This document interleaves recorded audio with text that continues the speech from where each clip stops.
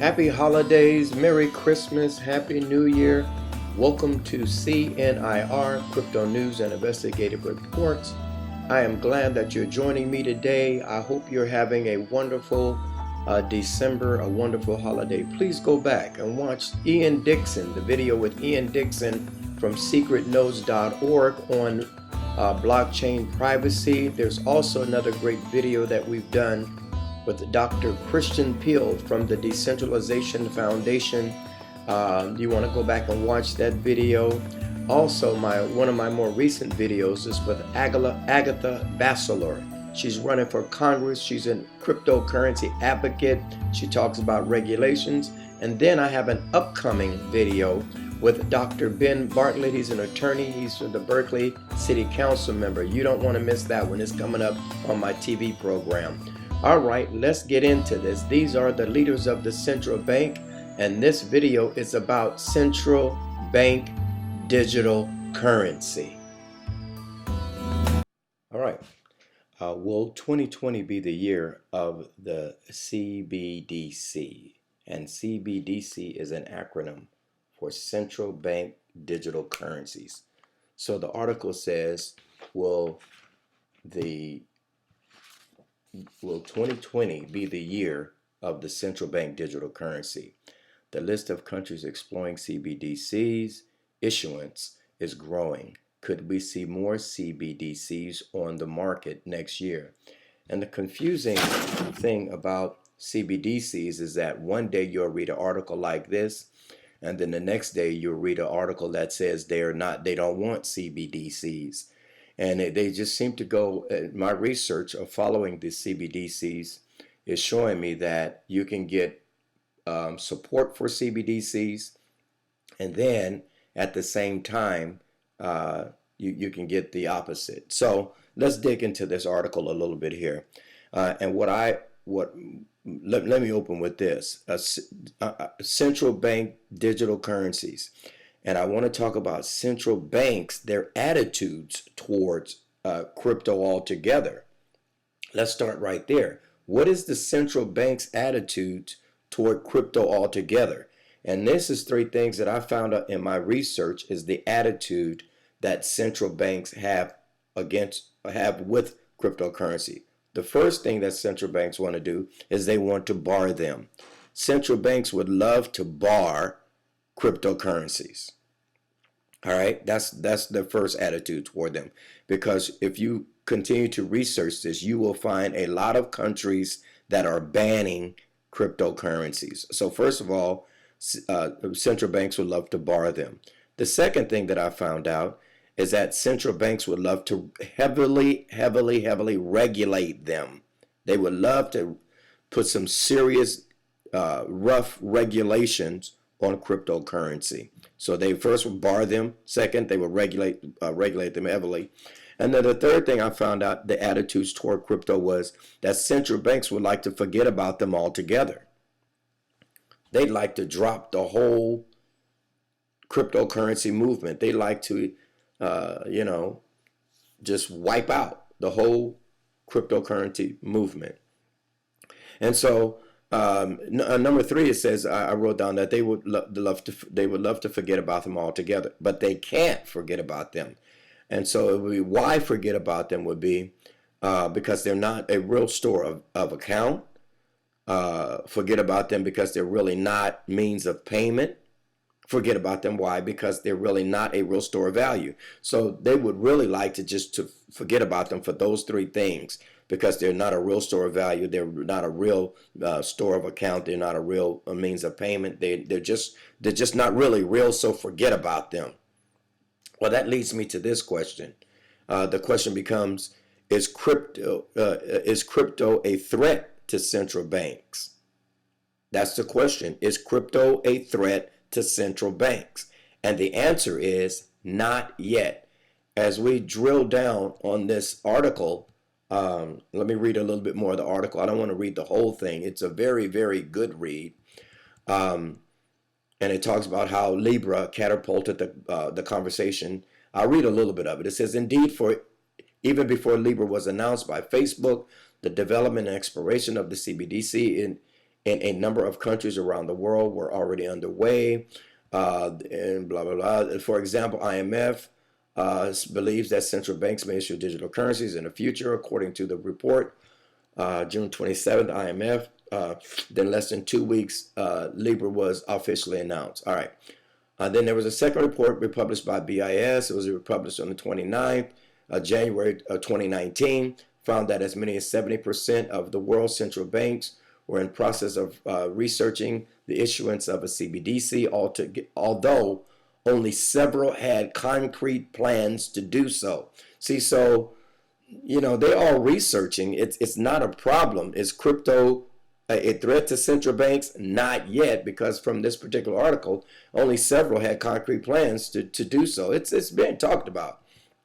At the time, Sweden, Uruguay was named as two jurisdictions in which the CBDC's issuance was the most advanced, in Sweden and in Uruguay. However, in the time since the report was published, a number of other nations have pushed forward with the development of the CBDCs. Okay, here they are: France, South Africa, Ghana, Uruguay, Singapore, Thailand, Russia, and many others are somewhere along the spectrum of a CBDC research, development, issuance. Some nations, including Tunisia and Marshall Islands, and a few others, have already adopted their own digital currencies.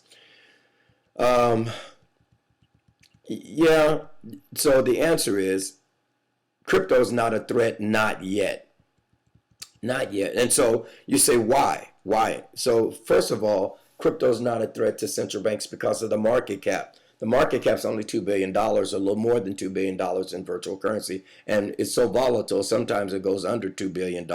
I said 2 million, I mean 2 billion. Sometimes it goes under $2 billion. So that's all you're talking about right now is only $2 billion. And I know that people, that is a lot of money. $2 billion is a lot of money, but it is not a lot of money when you're moving trillions of dollars a day.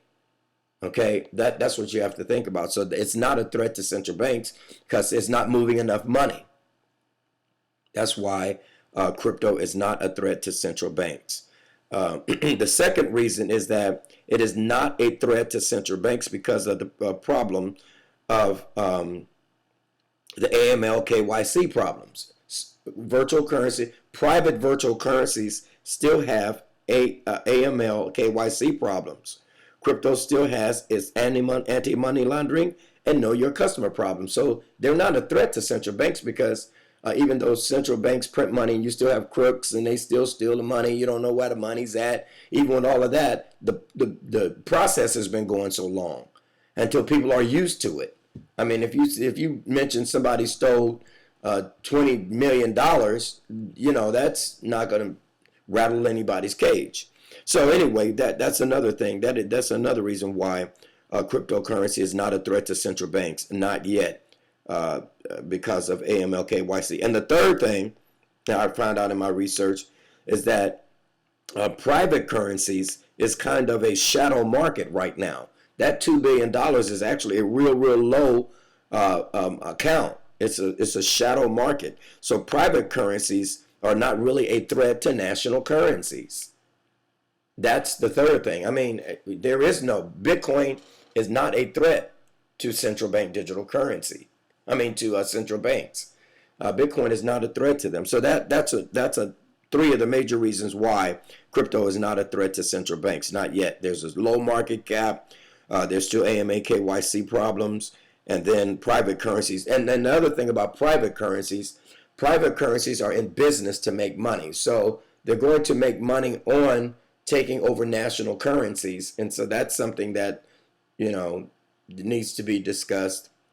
The only problem right now that I was able to see is that there is a time problem. Virtual currencies are seconds when fiat currencies take days. That's the real problem that central banks are having to face with private virtual currency companies.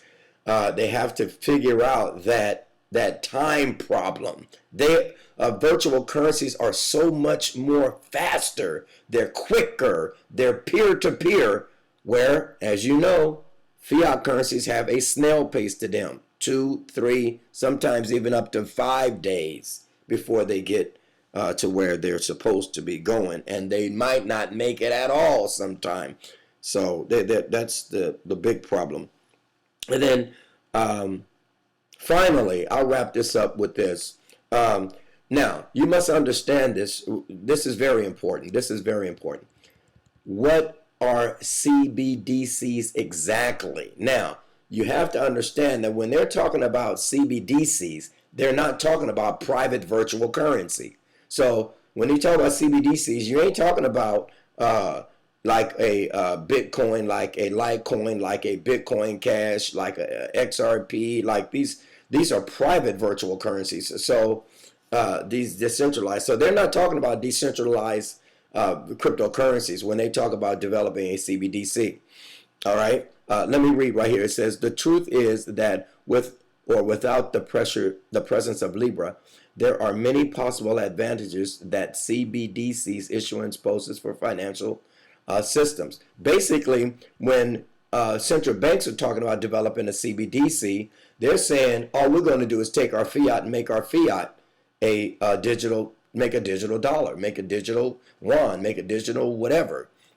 They're not saying we're going to have a decentralized virtual currency that can be bought or sold on on an exchange. That's not what a CBDC is.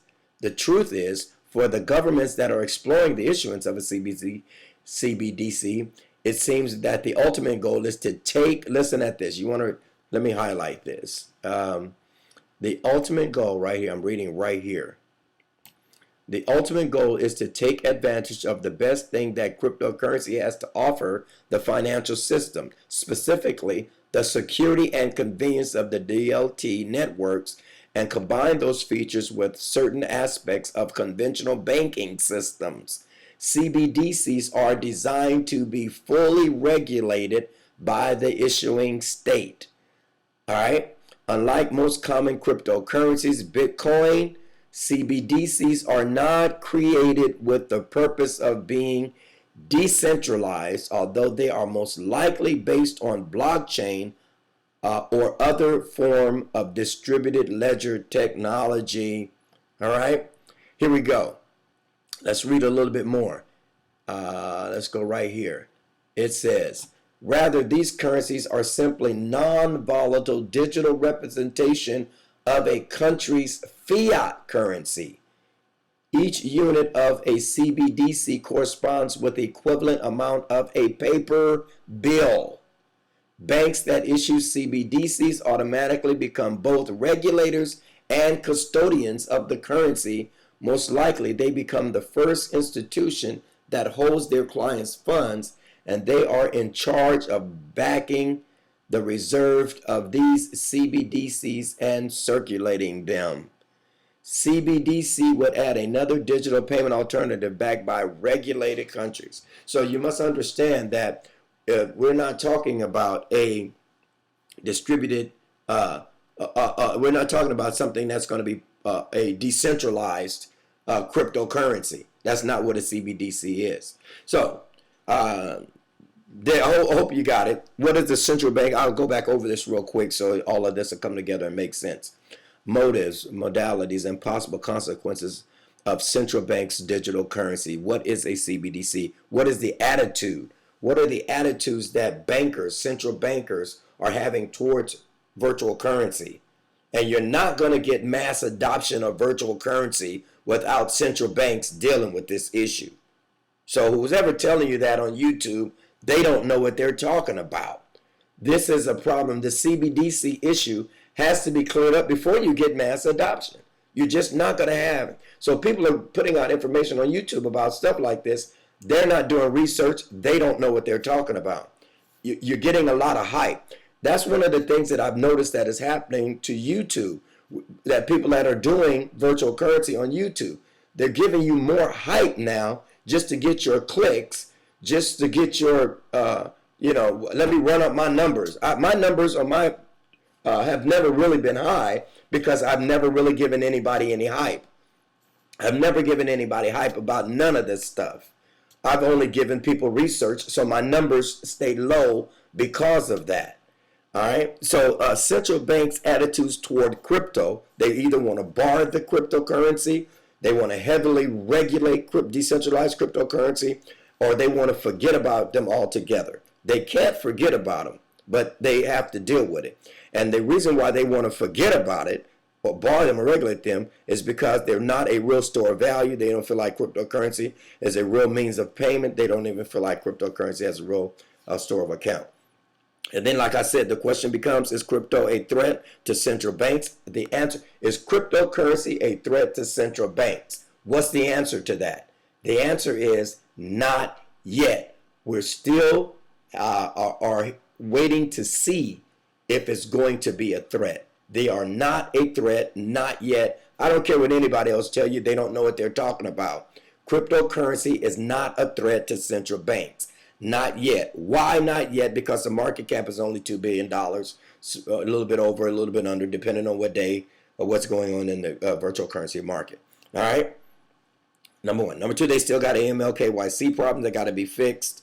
And then finally, private currencies are in business to make money. So private currencies versus a national currency is still an issue that has to be. We're everywhere. All you have to do is go Google crypto news and investigative reports.